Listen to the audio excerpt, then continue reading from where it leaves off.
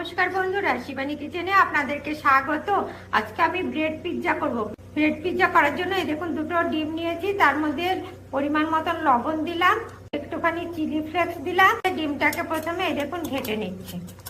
এই দেখুন দুধ দিচ্ছি একটুখানি, দিয়ে এটা পুরো ফেটিয়ে নেব। বন্ধুরা, ব্রেড পিৎজা করার জন্য তাওয়াতে প্রথমে আটা দিয়ে দিলাম, এভাবে সাজিয়ে নিচ্ছি। বন্ধুরা দেখুন ডিমটা দিয়ে দিচ্ছি।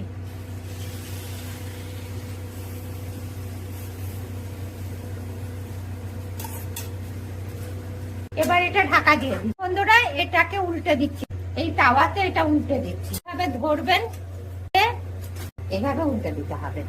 উপরে রেড চিলি সস দিয়ে দিচ্ছি, টমেটো সস দিয়ে দিচ্ছি।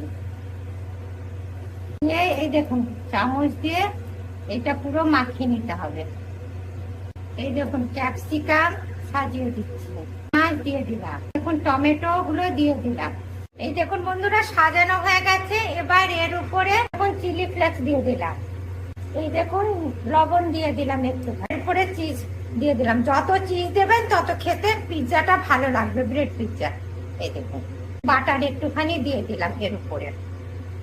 এটাকে এবার ঢাকা দিয়ে দিলাম, দিয়ে 5 মিনিট পরে এটাকে তুলে নেবো। এই দেখুন এটাকে ডবল ভাবে বসাতে হবে, আর গ্যাসটা হালকা দিয়ে ডবল ভাবে বসাতে হবে, নাহলে পুড়ে যাবে। এই দেখেছেন বন্ধুরা কি দারুণ ব্রেড পিৎজা হয়েছে। আপনারাও ঠিক এইভাবে ব্রেড পিৎজা করবেন, দারুণ খেতে লাগবে।